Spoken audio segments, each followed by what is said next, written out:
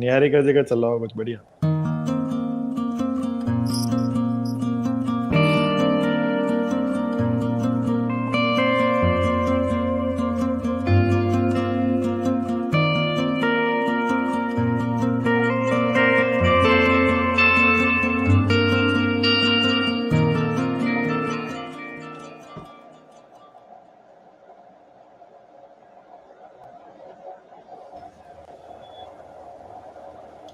Namaste, Jai Gurudev to all.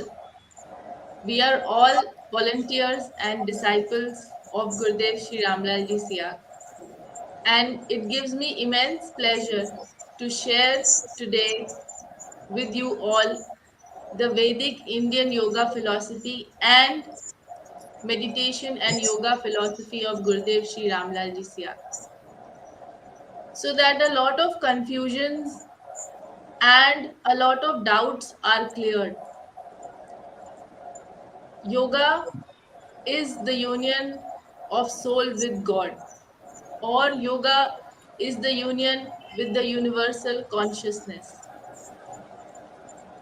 We will try and throw some light on what is Indian yoga philosophy, on the Vedic principles as propounded by Saint Patanjali, what is the yoga philosophy or the meditation process by Gurudev Sri Ramlal Ji Siyag, and all the regular questions and doubts that we receive by various practitioners and disciples across countries.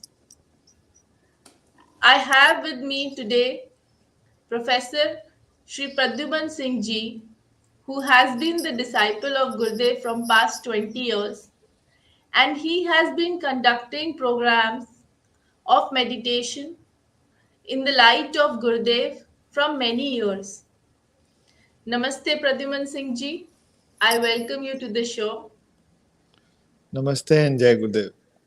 Jai Gurudev. So, the first question that we have in the series of the rounds that we will cover to understand more and throw more light on the philosophy of Gurudev Sri Ramlal Ji Siyag meditation and yoga is, what is Vedic philosophy or science of meditation and yoga, and how is it connected to Gurudev Sri Ramlal Ji Siyag? Thank you. Thank you so much, Niharika ji. Thank you for this introduction that I am disciple of Guru Siyag. I think all other uh, things don't matter a lot when you are disciple of Gurudev. You don't need to be a lecturer or professor or anything else. When you become disciple of Guru Siyag, it is the highest and most honored uh, post according to my intellect, that you become True. disciple of the biggest force in this universe.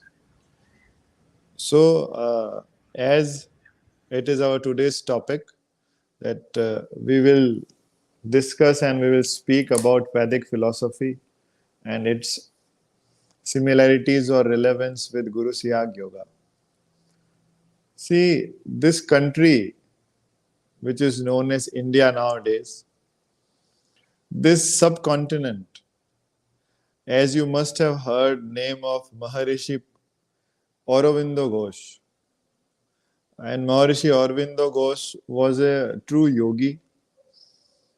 He was a person of such high intellect that at that time, in the English times, when India was under England and England used to rule upon this subcontinent, at that time he was person of that intellect that he cleared ICS examination, which was considered the toughest exam in the whole globe.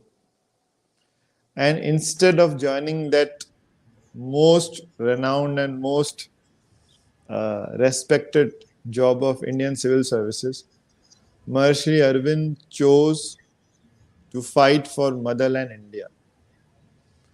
And he asked Lord Krishna to help him in this endeavor of getting freedom for his motherland India.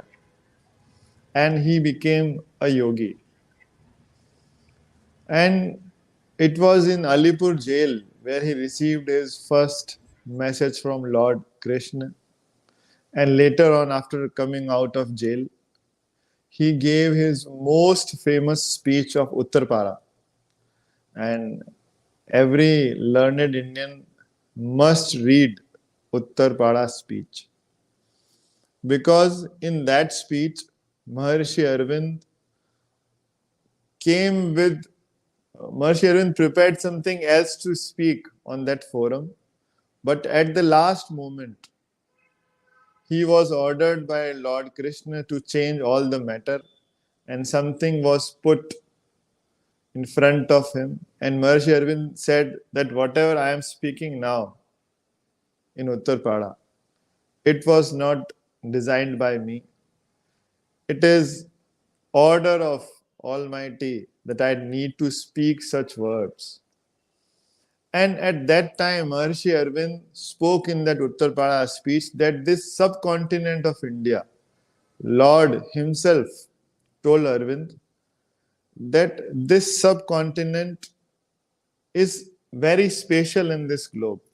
This part of earth which is known as India, it is absolutely special. And the community living here is known as Aryans or Arya. And it is a Sanskrit term, Arya. It means people with high qualities. People think that Arya is some race or it is a sort of religion. No, no, no. Arya means person with high qualities. Even if a person is African, he is Christian, he is a Muslim, still, if he holds high qualities in his character, then he can be called an Arya or Aryans. And the Lord Krishna told Maharshi Arvind that I have in this subcontinent restored and I have prepared something for the whole humanity, something which will be very beneficial for every human being. And that knowledge, it was given to the people living in this subcontinent who were known as Aryans. And that knowledge is the knowledge of Vedas. That knowledge is nowadays called Sanatan Dharma. Afterwards, outsiders from India, they called this knowledge as Hinduism, which according to me is not the right terminology because it is more a geographical word. Hindu means all those who live behind the river Sindhu are Hindu. So it is a geographical term. But this knowledge was uh, earlier known as Sanatan Dharma or Vedas. And Vedas are made up of one word called Vid dhatu in Sanskrit. From it, the word Veda comes. And you will be happy to hear that Vid means knowledge. So Vedas are nothing but a nectar of knowledge, ocean of knowledge. And when we talk about its relevance with our philosophy of Guru Siyag Siddha Yoga, let me tell you that Guru Siyag Siddha Yoga is the practical aspect of literary part of Vedas. Gurudev, in his speeches many times, clearly stated this thing that in the beginning there were two branches. One was Vedanti and one was Yogi. Yogis can be called scientists of ancient world. They did all the practicals and experiments in this laboratory called human body. And they came to know that all of the universe lies within our body. And we are vast. and even God resides in this universe. So they gave their first principle that whatever is in the universe lies within our body, and whatever is in a human body lies within the whole universe. Yatha Pind Sa Brahmand. So Pind and Brahmand are the same, the body and universe are the same. So there were two branches. One was yogis and second was Vedantis. And Gurudev said that whatever yogis experimented and they wrote it down during the things what they found during their experiments, the results, the proved facts, they wrote it down. And the second branch, which was called Vedantis, they were those people who just read out all the things written by yogis, all those formulas, all those principles which were proved by yogis. They were orally readed, or they were orally spoken by these people called Vedantis. They just read those books and spread the word among the people. And then Gurudev said that after a long period of time, yogis disappeared and these Vedantis still remained in India. So the books are there. What Vedantis are doing, that they are reading out all those books. They are quoting from all those books which were actually written by yogis.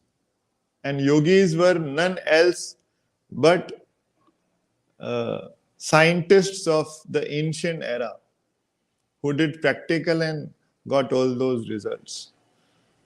But the seed cannot be destroyed in its own motherland.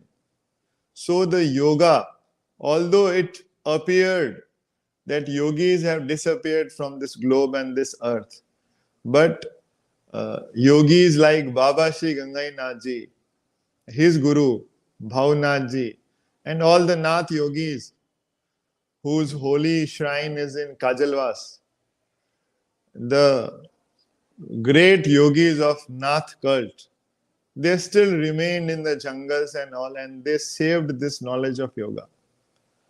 But they did not come in front of people. They lived aloof life, isolated life in the jungles and in the mountain caves.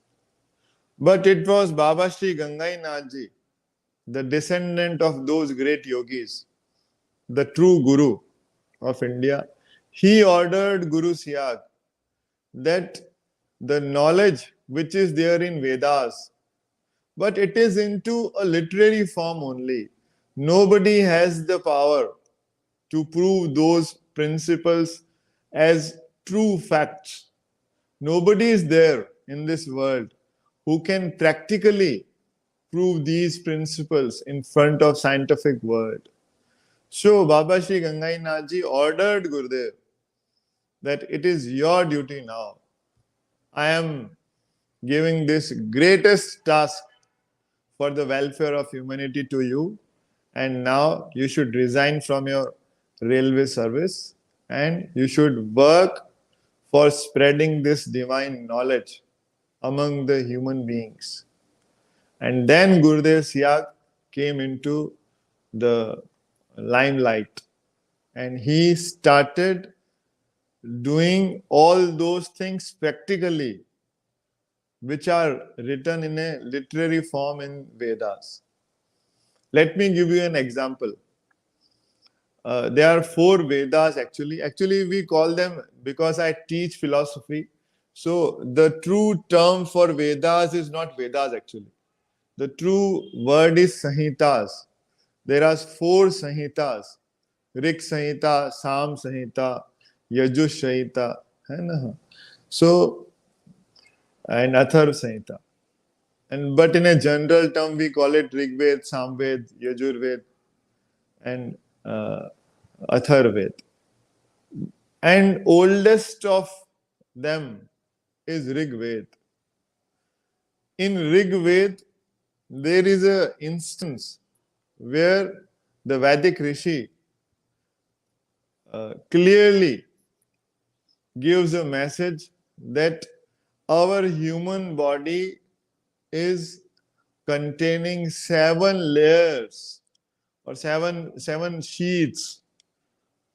Among those 7 layers lies the soul, which is nothing but a true part of God Himself, and God in its purest form. What we call soul is God Himself. And till we don't realize that soul, we won't be able to get relief from all type of problems in our life, or this life and death cycle. We cannot come out of it till we realize our soul. And he names them that he starts with the matter. I will quote the Sanskrit terms also. He says the first layer is called Annamaya Kosh. Annamaya Kosh means the layer of matter. Then he says the second one is Pranmaya Kosh, which is layer of life. Third one is Manomaya Kosh, the layer of mind.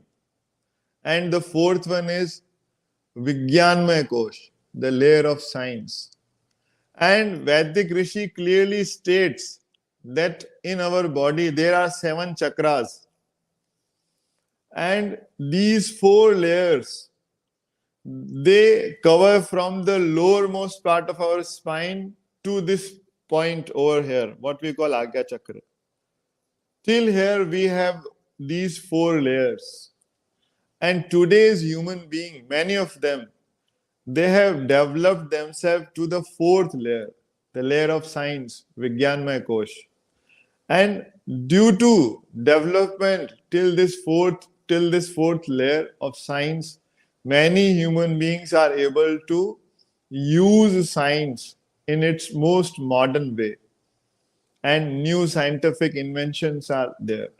But Gurudev Siyag clearly states that because human being has developed only till the 4th layer, and still it is 7 layers basically, so 3 are still undiscovered. They are untouched, unexplored. And they start from this particular place called Agya Chakra.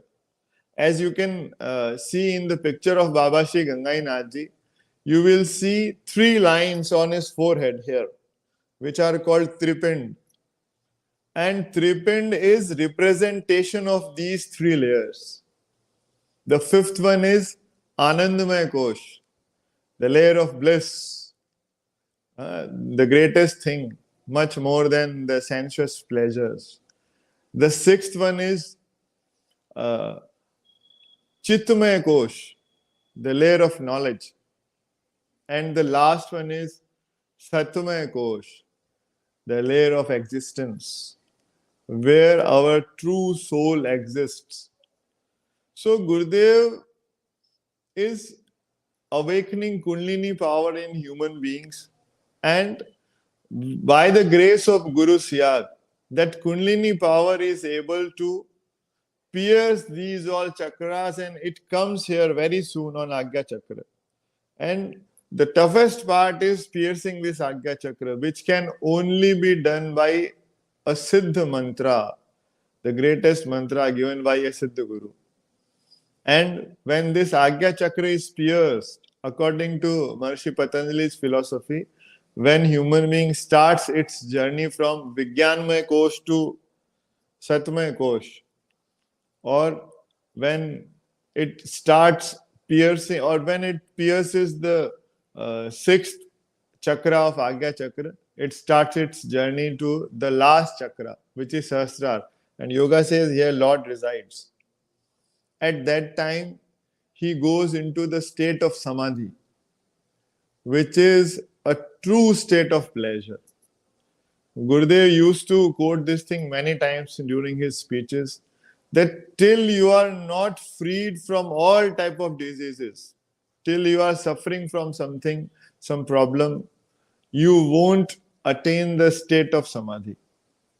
So, till a person is not completely released from its diseases, the mother power Kundalini induces certain yogic movements in the body of disciple, and it controls the Kundalini power awakened by Guru Siyag. That mother power controls the whole body, mind, breathing, and she makes a sadhak or disciple perform all asanas, pranayamas, mudras which are needed to cure that particular problem.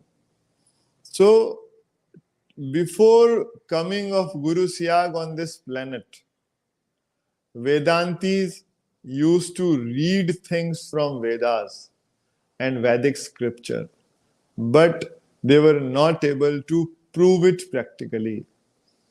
But after coming of, or after descent of the 10th incarnation Lord Kalki, who is Guru Siyag, and he is comforter of the Western philosophy also.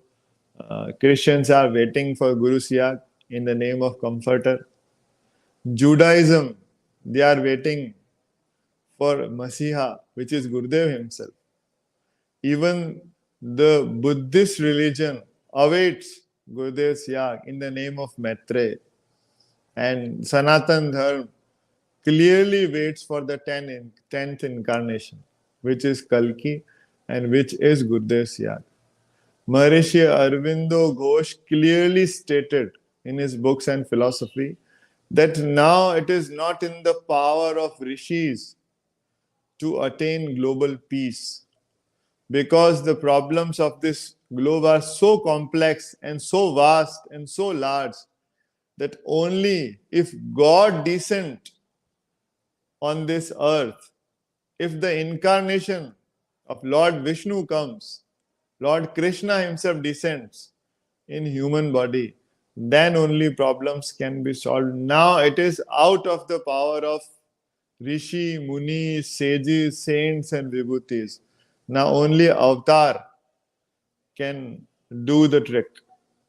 So they, Maharishi Arvind, Vivekananda, those all greatest vibhutis, they gave their whole life praying to God that you should come now. And Gurudev answered their prayers. And on 24th November 1926, he descended in a human body.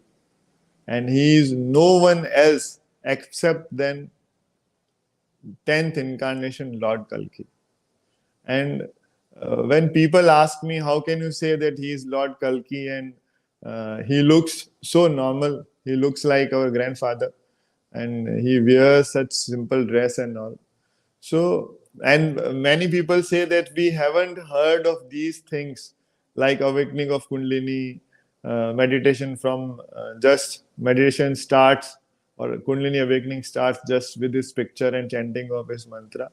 Then we disciples reply them that, see, it is a philosophy of evolution. And it says that whatever humanity has experienced till date, now the next development is going to be so vast and so huge. It will not be for a group of disciples and a simple guru or just handful of disciples. The last incarnation, Lord Kalki or Guru Siyag, or that comforter, you may call him with, there are several names to call him. He is coming here, or he has come here for the change at global level. Maharishi Aurobindo Ghosh clearly stated that spiritual evolution of this human world is going to start. Divine transformation of whole human race. This is not going to be a limited change. It is going to be the most revolutionary thing happening in this globe. I don't know the date because nature and Lord Almighty, they have their secrets, they have their ways. But I'm absolutely sure that Maharishi Arvind and Vivekananda ji has clearly stated, and it will take place, that someday everybody, every human being on this planet is going to be aware about Gurudev. They will come to know that there is such a picture which responds back. If you pray to picture of Gurudev Siyag, then it responds back to you like a human being. If you pray to Gurudev, then Kundalini Shakti is awakened straight away in 15 minutes of meditation, and your body goes out of your control. And Gurudev takes control of that body. That Mother Power Kundalini takes control of the body. And whatever humanities are calling incurable, all those things are getting cured. So, in gist, I would say that Gurudev Siyag has come to make humanity realize the practical aspect of all the literature that is there in the Vedic philosophy or Vedas for the sake. Yeah. So you can go on with your next questions and your thoughts also, Niharika ji. Let's keep it in a talking way because you yourself are a great disciple of Gurudev and you must have had your experiences all these years. Yeah, please. Thank you so much, Pradhyuman ji, for your kind words. And there is only one person who is great in our entire mission, and that is Gurudev. And as I always say, Absolutely. we are only puppets, and puppets keep changing. We have to play our role, and the next generation has to come to do their role. So, very, very beautiful words on the philosophy of Vedas and how Gurudev Sri Ramlal Ji Siyag has been helping the human mankind and will definitely help in future.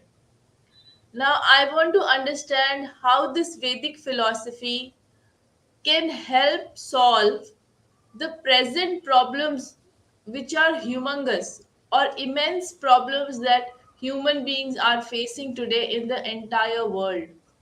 How Vedic philosophy and Gurudev Shri Ramlal Ji Siyag's meditation can help solve everyone's problem. Can we have a scientific approach to it, or how should we look forward to it? Thank you. Yeah, that is a very good question, I would say. Very practical one. See, as far as the Vedic philosophy and its relevance with Guru Siyag is concerned, I would say that biggest threat in front of today's humanity is world peace. As you can see in the news, there is a clear threat that some countries are saying that we will use atomic power if our demands are not fulfilled. If it doesn't work our way, then we will go for the atomic option. And all learned people know what atomic weapons can do.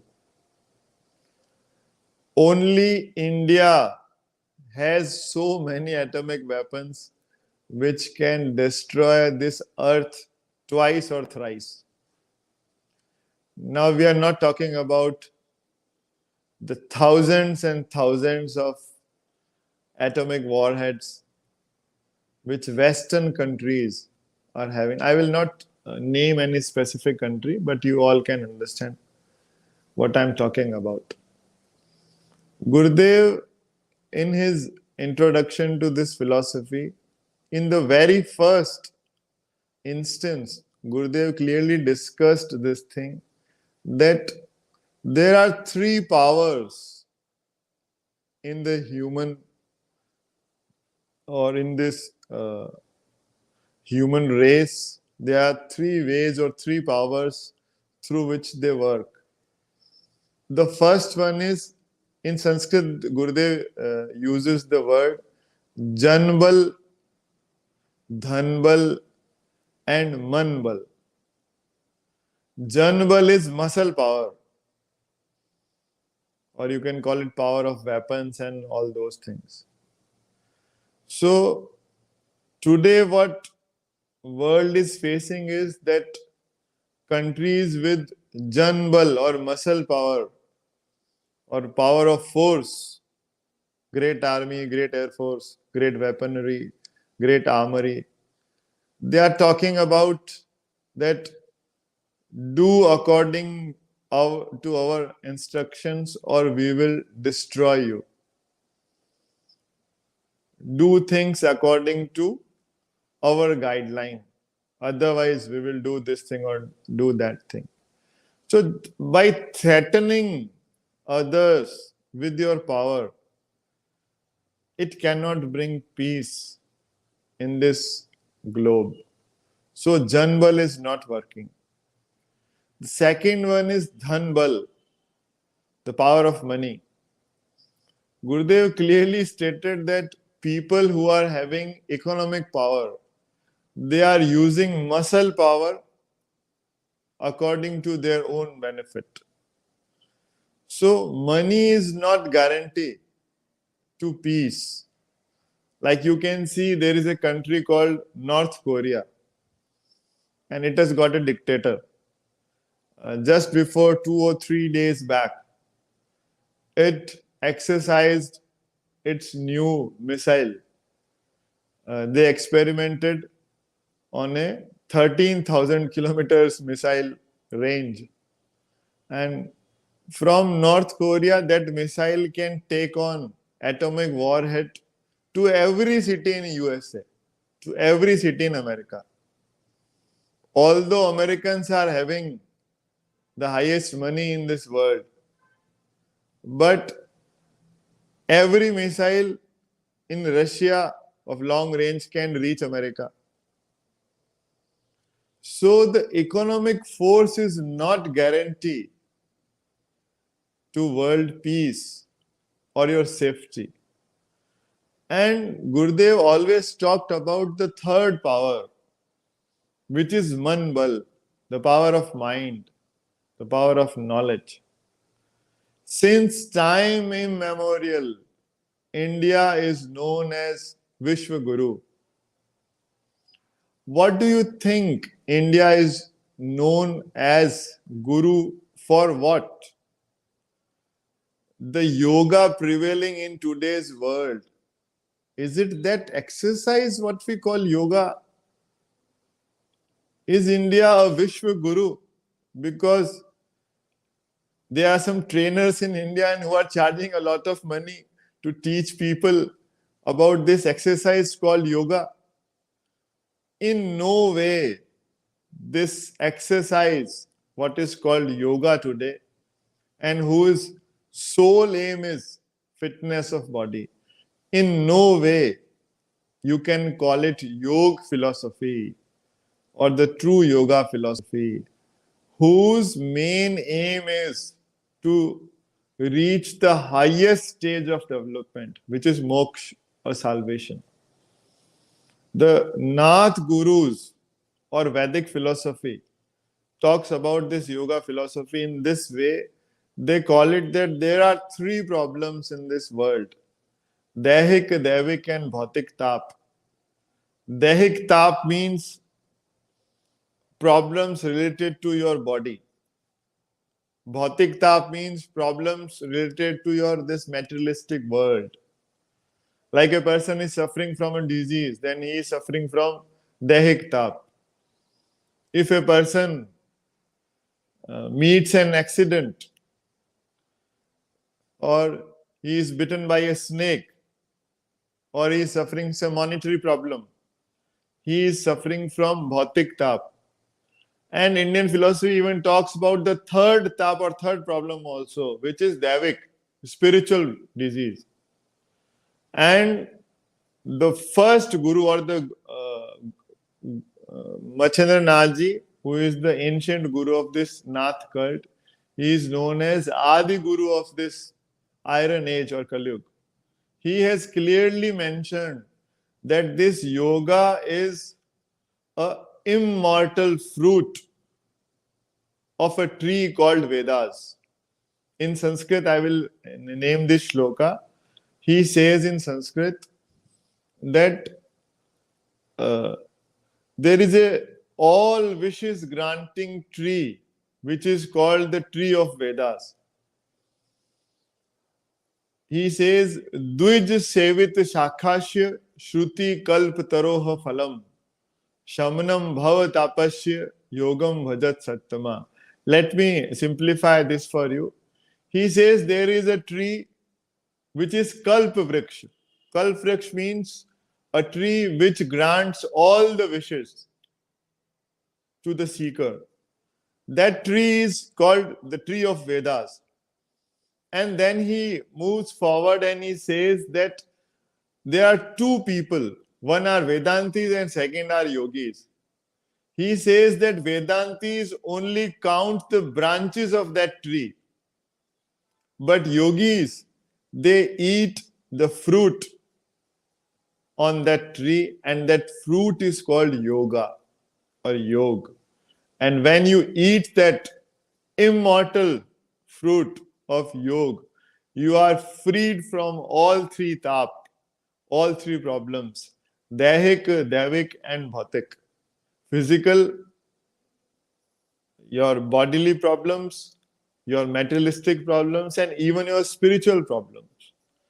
So, since time immemorial, there is no date to it. India is considered Vishwa Guru or spiritual guru of this globe because again and again, great gurus like Machendra Nath Ji, Gorakhnath Ji, they took birth on this holy land of India. And now the time has come when Lord himself has descended in form of Guru Siyag. It is a matter of great amazement for me that just a simple picture, and it is changing human lives in the most positive way possible. Just a simple mantra given by Guru Siyag, and that mantra is changing lives of human beings, and the count is innumerous. So many people's lives are getting changed. Just 2 days back, I spoke to a disciple of Guru Siyag, and I was very amazed to hear. Her name is Bhuvneshwari ji. She is from Tamil Nadu. And I came to know about her that she never met Guru Siyag. Although he was there, she became disciple in the lifetime of Gurudev. But she didn't got the chance to come to Rajasthan or Jodhpur where Gurudev resided. She didn't knew how Gurudev looked. She just prayed thousands kilometers away from Gurudev's body. She prayed to Gurudev that Gurudev, I am suffering from this problem of arthritis or some problems, psychological problem also, like depression and all. And just by merely praying to Gurudev's picture and just by chanting that divine mantra given by Gurudev, she got rid of all those problems within no time. And she was getting treatment from doctors. Tamil Nadu is a very advanced and educated state. And she was taking medication and was not getting the results. And then just by chanting, what is a mantra? Mantra is just combination of some words. People from science feel like me. It is really hard to believe that just combination of some words can get you, get your problem cured, get your disease cured, which is not even possible for the advanced science or medical science to cure.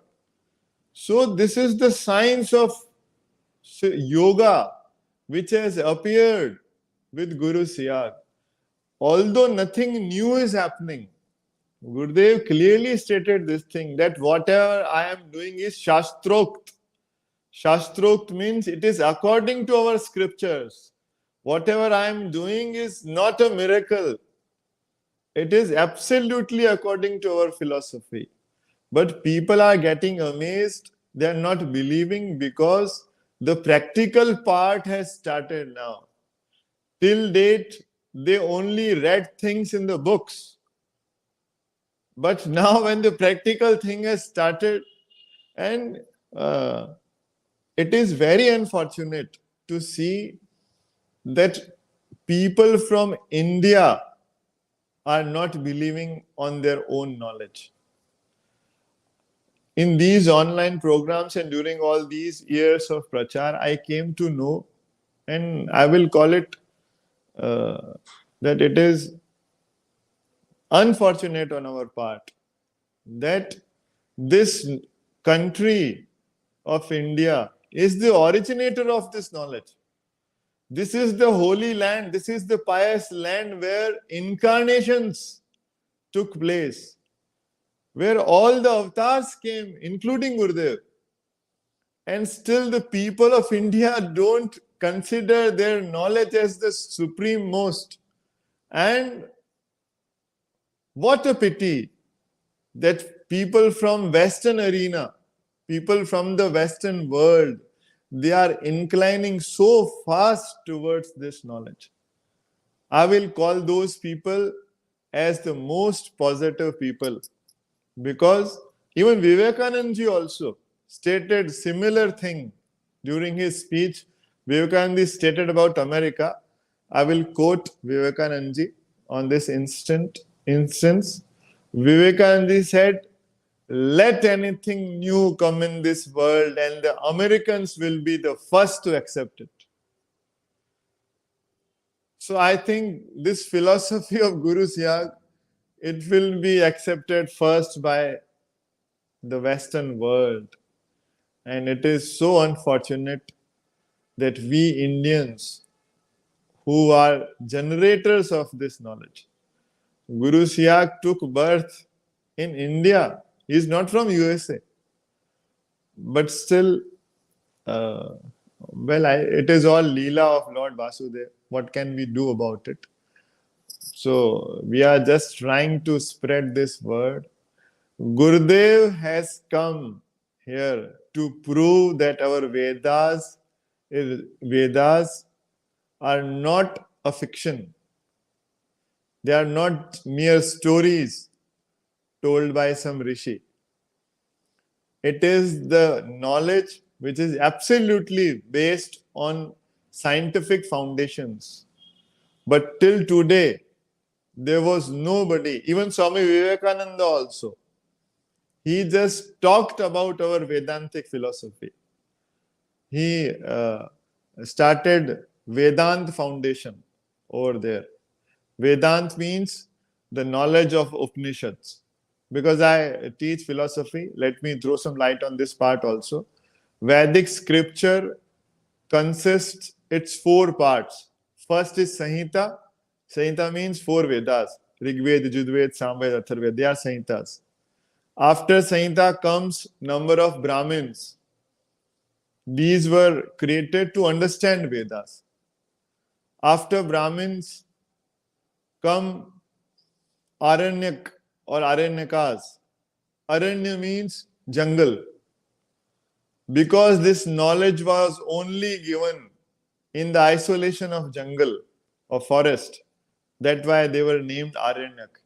And the last part of Veda are Upanishads. And because Upanishads are the ant or the end of Vedantic philosophy, that is why Upanishads are called Ved plus Ant, Vedant. The last part of Vedic philosophy are Upanishads. And Swami Vivekananda talked about Vedantic philosophy. It means he talked about Upanishadic philosophy. You read Upanishads. I have read many of them. They talk about awakening of Kundalini. They talk about Samadhi. They talk about realization of God. But was it happening in this globe? Was it even happening in India before Guru Siyag? I would say no. There were only Vedantis, gurus who used to give speeches, but they didn't have the power to awaken Kundalini. They spoke very well. They are very good speakers.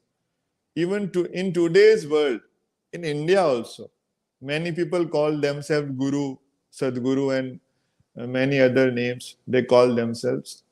But the reality is that they don't have Gurudom.